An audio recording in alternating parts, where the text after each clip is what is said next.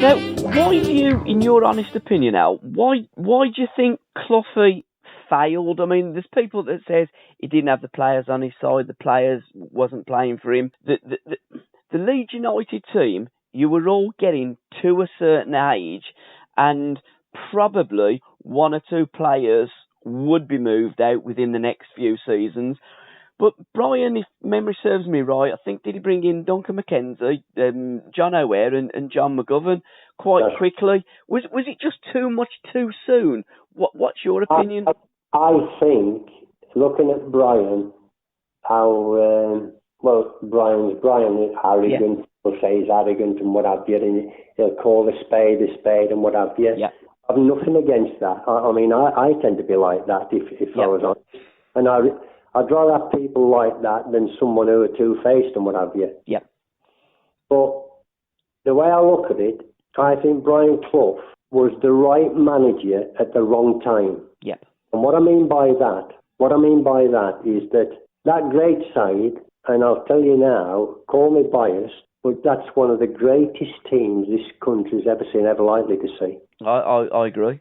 Because when you think about it, and they go on about Alex Ferguson with the famous six, if you like. Mm. Well, let me mention the famous Gary Sprague, David Harvey, Paul Reaney, Terry Cooper, Jack Charlton, Norman Hunter, Peter Lorimer, Billy Bremner, and Eddie Gray. Now, I don't know how many I've counted there, but if you look at that lot I've just mentioned, compared with the famous six, I know I would have in my team. Yeah. I know I'd have in my team. Mm-hmm. Now, that great side, only three players he bought was Josie from Man U, Mick Jones from Sheffield United, and me from Leicester City. You know what I mean? Yeah. Now, when you look at that, now, when Brian came in, as I said, he was the right manager at the wrong time. Yeah. Now, if he'd have come, because we're all getting older by the time he came, like, we're all getting older. So if he'd have come when majority of that Gaffer's team weren't there anymore, it would have been a lot better for him, if you know what I mean. I do, yeah. Yeah. Because how do you better what he's done for that club? Very, very difficult. You almost can't. I remember the famous interview with Don Revie and Brian Clough on Yorkshire TV, and Brian says, well, I wanted to win the league better than you did. And he says, well, you can't. You can't. And for what Leeds United did, I mean, we said that at the early part of the show, when you look at the runners-up, when they won the league, everything that Leeds won, almost impossible to replicate that or better that.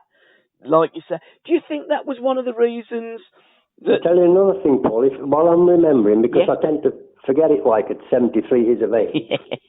But, you know, like the FA Cup third round draw, it used to be on the radio. It's on television now, but it used to be on the radio on a Monday lunchtime, didn't it? Yeah, it did, yeah.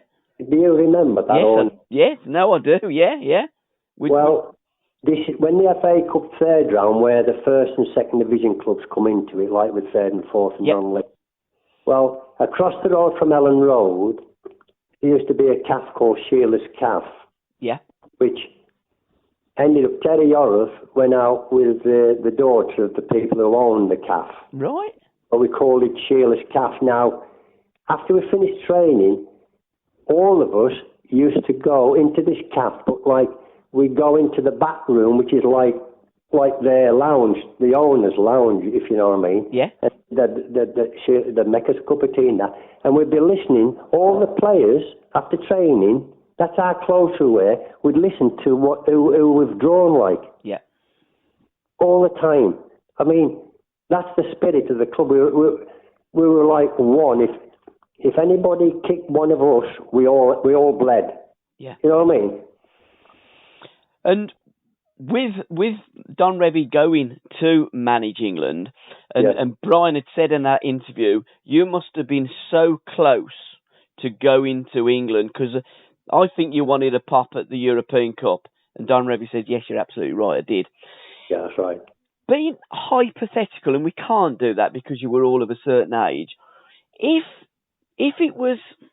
you were all, say, in your mid-20s rather than your late 20s, and the team was almost ready to be broke up, I personally, looking from the out, looking in, I don't think Don Revie would have liked to have broke you up with the closeness of Leeds United.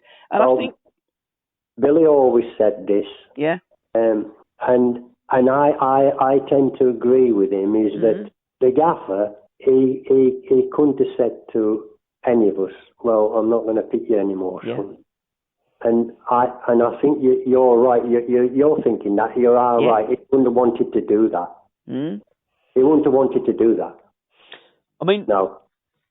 That's how close we were. We're like family. Yeah. I don't think there's, again, been a club as close as what, Leeds United were, because, I mean, you used to play carpet bowls and bingo, and it was something that Don Revie brought to England, but it didn't work with them players because some things you can do with the club side, you can't do with the international team, can you? Because of course you can, because you only see them about 6 times a Exactly. Well, you're seeing them every day. Exactly. I mean, I can remember we're going for the league. Well, we went to the league every year, but we're coming towards the end of the season. I can remember we were playing Newcastle on the Saturday at St James's Park. Yep. So obviously we've gone off on the Friday from Leeds to Newcastle. Yep. I think on the Tuesday night we played at Newcastle on the Saturday. On the Tuesday night we got Arsenal. Yep. And I think Arsenal were just above us or something, but if we beat them, and I think Big Jag got the winner, so we went above them, but on the Tuesday night. Now, we've gone from Friday up to Newcastle, played Newcastle at St James's Park on the Saturday. Instead of coming home to go home to your wife for the weekend because they were playing Tuesday, this match towards the end of the season, from Newcastle, we went to Ilkley, which is near Ossett, to this hotel we used to stay at. We went there. Our wives came to see us on the Sunday at this hotel as we were playing Arsenal on the Tuesday night. Yeah. Unbelievable. Yeah. Yeah. Leeds were different class. Your England career, because we'll touch upon that before I get into some more basic my 70s questions, a bit more quick fire. Your first game for England was your debut in the 1970 World Cup finals. It was certainly your first goal, Czechoslovakia, wasn't it? That's right. Yeah. What? Yeah, I remember making my under-23 debut in '67, the Fulham player, and funnily enough, we're playing against Wales under-23, and we're playing at Molineux, Wolverhampton Wanderers ground, which is in the West Midlands. And I used to go up to Molineux in the 50s, to watch them. And I can remember it'd be the Wednesday night, but Tuesday night, Walsall, where I started, they were playing an home match in the league at Fellas Park. They've got a different ground now, Walsall, but they're playing at Fellas Park. And Alf took us to Fellas Park, Alf Ramsey, and I had a photograph with the chairman, Bill Harrison, his name was, and his son took over before I left. And had photographs, and on the Wednesday night, I made my debut with under 23s against Wales, and we beat them 8-0, and I got 4 goals on my debut. Anyway, I was banging goals in for the under 23s. I was included in every full squad because they are the world champions, But I never got a game. So I can remember going out to the World Cup in Mexico, and I said to my wife Margaret, I says, I tell you what, if I don't get a game in these championships, I said, if it picks me next year, I'm not going to go. Because when you look at the under-23s, which is under-21s now, it's the same as under-23s, you'll see a lad, even in my day, probably not so much my day, but after Alf, if you like, whoever's, they make progress from the under-23s to the full squad, they get a cap straight away. So I've been going from 67, we're now 70, and I said to Margaret, I said, if I don't get I'm not going again. Anyway, we're based in a place called Guadalajara we're in a nice, easy group of Brazil, Romania, and Czechoslovakia. I'm being sarcastic now. I know you are. But anyway, so the day before, because I did have gastroenteritis while I was there. When we were playing Brazil, I was in bed with gastroenteritis for that. But anyway, the day before the Czechoslovakia game, and we needed a win to qualify for the quarterfinals. So he pulls me to one side and he says, Allan, he says, I'm going to play you tomorrow, son. I went, oh, and I thought, gosh, that's great. And then he says to me, I think you're ready now, son. I went, oh, I've been ready for 3 years, pal. But anyway, we're having a team meeting, day of the game, and obviously I'm making my debut, although I've been with them since 67, so I'm all familiar with them. But he says, right, he says, if we have a penalty, because I would have volunteered straight away, like, but I'm making my debut, but I'm thinking, well, the more experienced players will probably volunteer straight away, like, and he said, if we have a penalty, he'll take it. Well, nobody was volunteering, like, and I said, I'll take it off. He said, good lad, because it seemed an eternity before I said, I'll take it, like, because I was waiting for a more experienced players, like. But anyway, he said, I said, I'll take it. He said, good lad. Anyway, as I scored from the pen, we won 1-0. And Les Cocker, our coach at Leeds, after I got out the bath, he went, Allan, he says, you know when you're taking it, he said, Alf was funny. I said, what are you on about, Les? He said, you know when you're placing the ball on the spot? Because he sat with Alf in the dugout, and Harold Shepardson was the Middlesbrough coach, he was the other trainer. So he says, Les, he says, will Allan score? So Les says, you what, Alf? He says, will Allan score? So he says, I said to Alf, he says, Alf, you can put your mortgage on him, he won't miss. I sent him the wrong way. Lovely story. Another penalty that you didn't miss was against Poland. The wrong way as well, and Cluffy called him McClowney, got voted goalkeeper of the tournament in West Germany, Tomaszewski. That was an unbelievable night, wasn't it? I remember watching that. I was about 8 years of age. We only had to win 1-0, 2-1. We were 1-0 down, like, no pressure, 100,000 watching, like, you know, at Wembley. But I sent him the wrong way. But it was an amazing night. We had so many chances, didn't we? And Tomaszewski made some great saves, and then other times the ball had hit him on any part of his body. As you say, Cluffy called him a clown, but he did have the game of his life. Top keeper in that tournament. Yeah. But they were Olympic champions going into the tournament, and so in the World Cup I think they come third in the World Cup as well. Poland were a damn good side. Tell you now, that was one of the most one-sided international matches I ever played. It was, yeah, 100%. And I tell you what, it took me at least 3 or 4 weeks to get over that disappointment, because the next day at my house in Leeds, I would arranged to do a television commercial for NatWest Bank. Yeah. And I couldn't do it. I couldn't do it. Yeah. I was so sick as a parrot. I couldn't do it. It was incredible that England didn't qualify, and we didn't qualify till 1982 with all the great players that we had. Goalkeepers. Well, Alf always said they won the World in 66, but in 1970 his squad was stronger and better, he said. And he went on record saying that all family. Now, the nickname Sniffer, that come from a football-focused presenter, didn't it? It did, you know, on Saturday, what did they have that at lunchtime? They still do it. Football Focus, yeah. Football Focus, There was, I nearly had his name then, Sam somebody. I met him when I played for home. Sam Leach. Because it's Sam Leach. He was a Scottish lad, wasn't he? I'm not too sure, because he's a little bit before my time, but it's spelled Leitch. I met him. He was based in London, and I met him when I played for Fulham. Sam, he was the stockiest. He was definitely a Scottish lad, but he used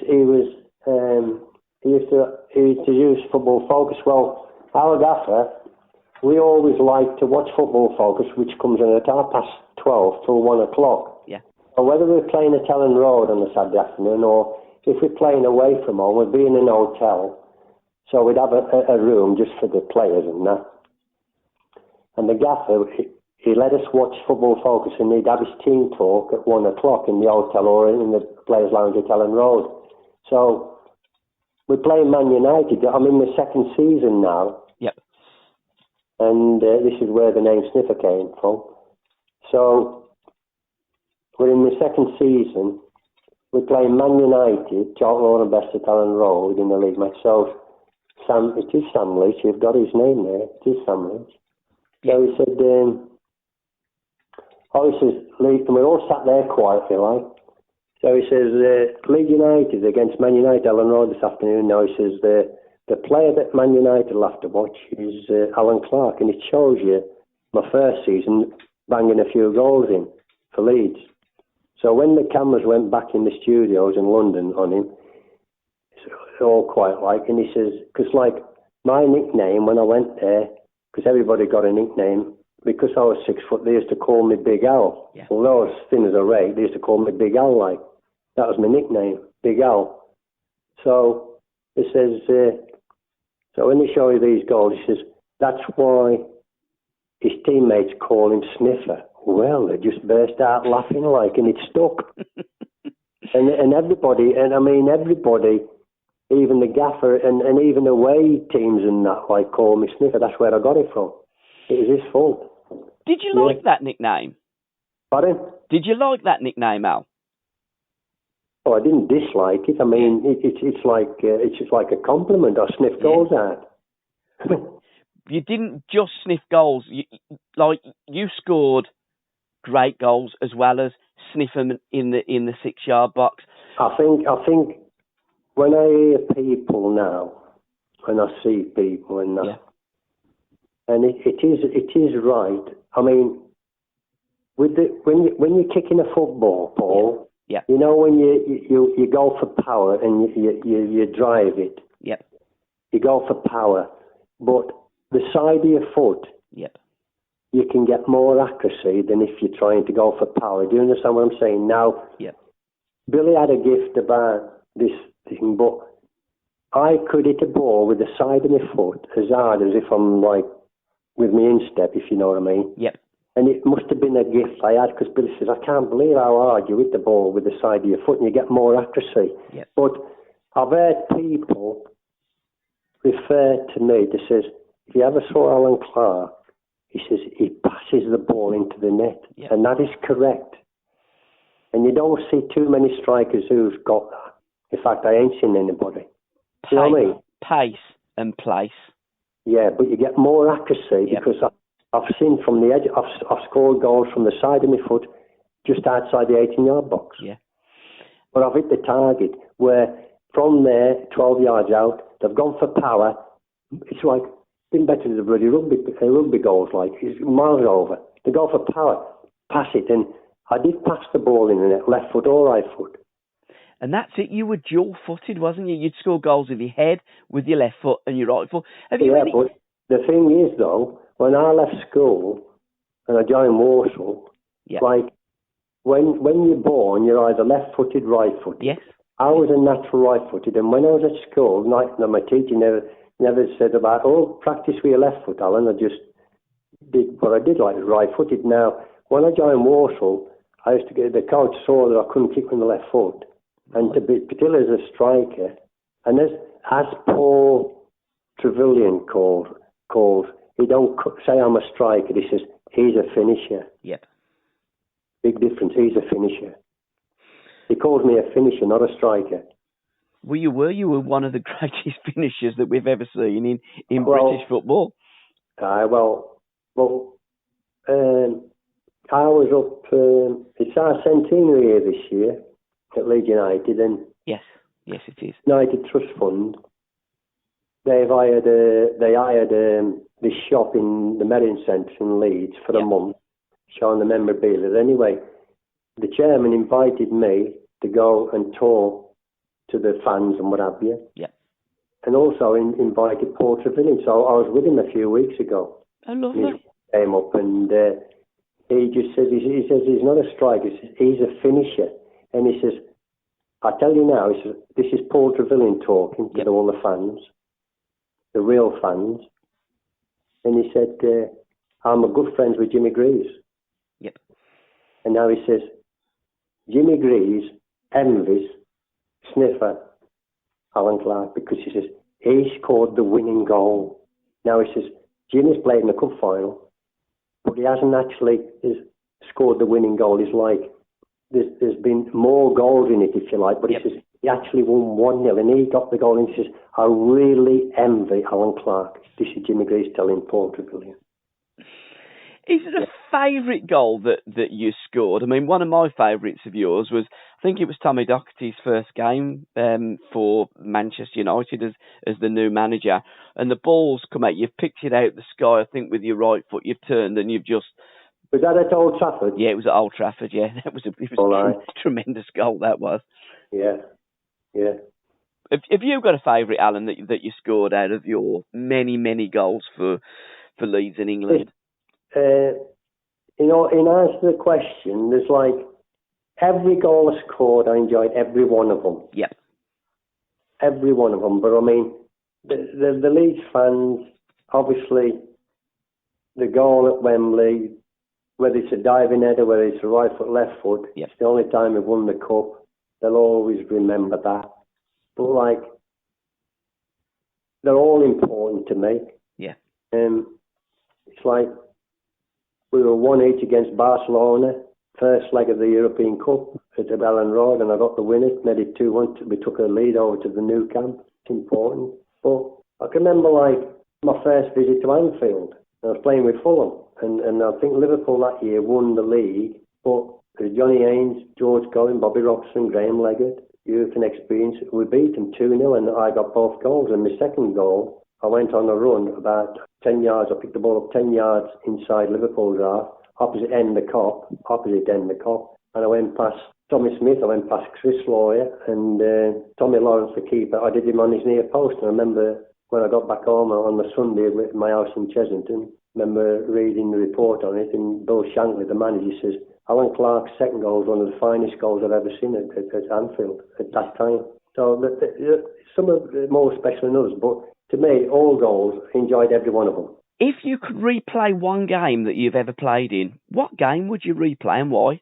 Well, I think I'm in my second season, and we're playing Burnley in a league match at Elland Road. Yep. I think it's my second season. And the scoreline was Allan Clarke 4, Burnley 0. We beat them 4-0. Got all 4 goals. Wow. And anyway, it won't happen today, but it did in them days. Anyway, you can imagine journalists, national journalists, local journalists, like Yorkshire Post, Evening Post, but I can remember Les Cocker and this journalist, a fella called Vince Wilson. He's a Geordie. He's big mates with Brian Clough, Vince.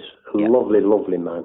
He died a few years ago, but he was living in Cheshire, and he used to go over there, and he'd come over here, him and his wife, and the big mates with Brian Clough. And he loved strikers, did Vince. So reporters and that, they couldn't get anywhere near the dressing rooms now, but they did in them days. But anyway, Les Cocker, this is what Vince told me after.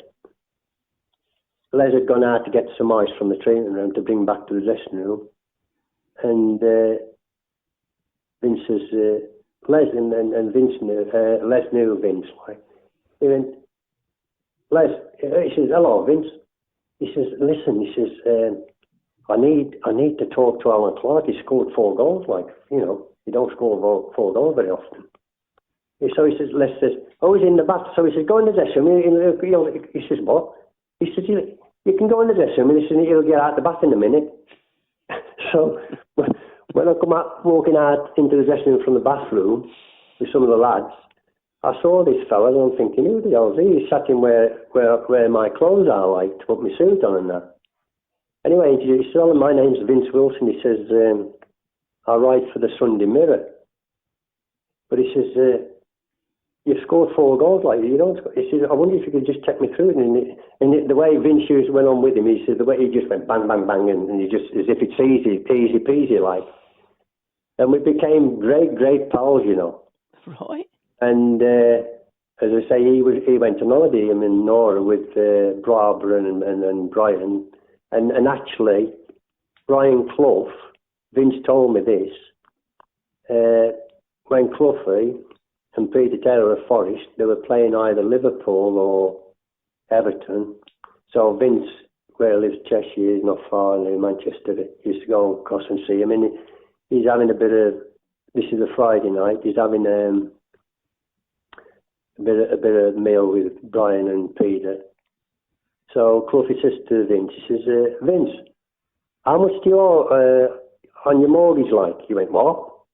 He said, how much do you owe on your mortgage for your house? So Vince says, I told him a figure. He says, excuse me. So he says, he's left me with Peter Taylor. He comes back and thousands of pounds what he owes. He says, there's the check. He says, pay it off. He went, he paid his bloody mortgage off. Flipping heck. You know, you don't see that side of other people, you know what I mean? Yeah. But he paid Vince's bloody mortgage off, Brian Clough, because he writes for the Sunday Mirror, and Clough used to have a column every Sunday, like, through Vince, and he's earning money off that, like, so he's just repaying him, if you like. Unbelievable. But Cloughy was a very generous person. Oh, yeah. Wasn't he? You know, he could cause an argument in a telephone box at times, but blimey, was Brian Clough a very, very generous person as well. Paid his bloody mortgage off. Yeah. Have you got any lucky ground that you played on, Al, or any unlucky ground? I always liked playing at Anfield. Okay. Even with Fulham, because I think the impression I got, and as I say, my first visit, and we won 2-0. Yeah. Both goals for Fulham. But obviously, like all, which you have a club you support, you want your team to win every match, which you hope to do, but they don't. But yeah. Even at Anfield, the Liverpool fans, what I noticed on my first visit, you play good football, they will applaud you. Yes. Yeah. You know what I mean? So that impressed me, that. So I always look forward to playing at Anfield. If you could have a conversation with anyone, a one-to-one with anyone, dead or alive, who would it be with? If I could have what? A conversation, a cup of coffee, a beer, a cup of tea, a one-to-one conversation with anyone, dead or alive, who would it be with? Billy. Sorry? Billy Bremner. You were very close, wasn't you? You and Billy. Yeah. I think I was the brother he never had. Mm. Yeah. Yeah, I think since he's passed away, which is about 22 years, I think, now. Yeah. I wake up and every day of my life, I think about Billy some part of the day, and I will to the day I die. And I've always said they don't make players like him today. What was special? What was different about Billy Bremner? Because, I mean, he was a great midfield player, and he scored a lot of goals from midfield play, and also a lot of important goals for Leeds United, didn't he? Absolutely. And I mean, people say to me, who was the best player you ever played with or against? Well, I played against Leeds before I joined Leeds. Yep. And I played with some great England players, i.e. Bobby Moore, Gordon Banks, Alan Ball, Bobby Charlton. But for me, best player I played with and against, Billy Bremner, without a shadow of a doubt. He got absolutely everything, world class, absolutely. I mean, as you said, he scored a lot of goals for Leeds United, and he scored a lot of vital goals as well. He'd got everything. I mean, if you saw Billy in training, pre-season, we used to go on like 5-mile runs to get stamina. The gaffer used to give him 15 minutes start before he set us off because he weren't interested. Yeah. But give him a ball, put a ball to his feet, he'll run all day. Yeah. That's the difference. Unbelievable. What's your most prized possession from your playing career? My best pride, I think. Well, that's a difficult one because everything's got its... I mean, obviously, I did win the league. Yeah. I won the FA Cup. I would have loved to have won the European Cup. Yeah. But, well, as our fans shout, Champions of Europe, I'll go along with that. Yeah. But, and obviously, like anybody, as a professional, to represent your country, you can't ask any more than that. I mean, I was so proud making my under-23 debut against Wales at Molineux, but to make my debut for the full team in a World Cup in Mexico, to retain it, is even better, like. So whatever sport you do, to represent your country, you can't ask any more than that. Yeah, absolutely. But that's very proud. The only thing that I regret is that I should have had more caps when I was All-Framsey's number one. But I got 19 caps. I'm claiming 11 goals, but it might show me 10. But I played against Austria and I'm claiming an hat-trick. But they said I got 2, but I'll claim an hat-trick. No. So bad, but... Do those goals against Scotland in the centenary game of 73, that the brace you scored, are you counting those as well? I think so. I don't know. I was going to say, because you had a goal disallowed against Scotland in 73, and then when you played up at Hampden for the centenary game, you scored a couple. We beaten 5-0. I think you scored 2. Martin Chivers scored. I think it was Mick Shannon's first goal for England as well that night. Jimmy Grace played that night as well. Did he really? Gracie played with me that night as well, and Billy led Scotland out. Yeah. And I don't know whether I've told you the story about Billy, have I? What one was that? Go on. If you haven't, tell me. No, towards the end of the game, we're 5 up or something like that. Yeah. And Martin Peters plays me a ball, but it's not coming to me quickly. And I saw Billy Bremner take off, like, and I'm thinking to myself, I'm dead here. But I wanted to lay it off to Bobby Charlton, but I can't shy away from it. Yeah. Because they'll say, oh, he's chicken Clarke, like, but I couldn't shy away from it. I saw Billy take off. But anyway, when he got about 5 yards off me, he just pulled up a bit. Yeah. So I'm able to knock it off to Bobby Charlton. I spun round, and anyway, the next day we're all flying back from Glasgow Airport to Leeds Bradford Airport, and I think Paul Madeley played that night as well, and for England. And the Scottish lads, there was Billy, Eddie Gray, David Harvey, I think played that night, although he's as English as you and I, and Eddie Gray. So we meet at the Glasgow Airport. So I went, morning, Bill. I says, he went, morning, now. I said, how are you? He said, how am I? He says, just got pretty stuffed last night. So I said, Billy, tell me. I says, just before the end of the game last night, I says, Bobby Charlton played me this ball or whatever it was. And I says, I saw you coming towards me, and then you eased up a bit and let me knock the ball off. So he says, Alan, the game was over, son. And he says, on Saturday, we're playing for Leeds United. And he says, I need you to get the goal to get a bonus, like. But he says, I'll tell you something else, son. You know, if the scoreline had been 0-0, you'd have been dead. Lovely story, isn't it? Yeah. But that's the way it was. Yeah. That's the way it was. Is there any player of the 70s that you would have loved to have played with that you didn't? I think I played with them at Leeds United. Yeah. And with England. Yeah. Didn't need any more. Any songs that evoke memories of your playing career during the 70s, Al? Was you a big music fan? Oh, I like the music. Yeah. I mean, when we used to have dues, the gaffer, we all had to sing, we used to have like a sing-song. We all had to sing individually. Okay. And I used to go, catch a falling star and put it in your pocket, never let it fade away. I used to do the actions like. Yeah. And you know what Billy's was? Go on. I'm nobody's child. I'm nobody's child. You ain't got a brother or anybody, like. It's unbelievable. Yeah. Oh, I like to sing songs. Now, there was, in the Shoot, do you remember the Shoot magazines? They used to have a focus. I do. I did a few articles in that. Yeah, you did. Well, we're going back to one. It was about 1974. It's a bit of a quick fire here. So it said, in 1974-75 season, who was your favourite player? What answer did you give? Was it Dennis Law? Dennis Law, yep, absolutely spot on. Dennis Law. Who did you say was your most difficult opponent to that date? Mike England, Tottenham. Sorry? Mike England, centre-half for Tottenham. Another Tottenham player, Phil Beale.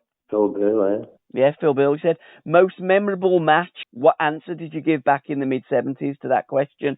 Oh, I can't remember. Too many to mention, which is pretty much what's come through in this interview. Your biggest thrill, what did you say was your biggest thrill in football? Winning the cup? Winning your first England cap. Aye, that's right. Yeah. Biggest disappointment? Losing European Cup? Losing the 1973 FA Cup final. To be fair, at that stage, you may not have played in the European Cup final. Yeah. So, yeah. Best country that you'd visited, what was your answer back then in the mid-70s? San Francisco? Yeah, it did say, yeah. Best country visited, America. Miscellaneous likes, what was your three answers to your miscellaneous likes? I don't know. Golf, tennis, and... Golf, tennis. Go on. Music.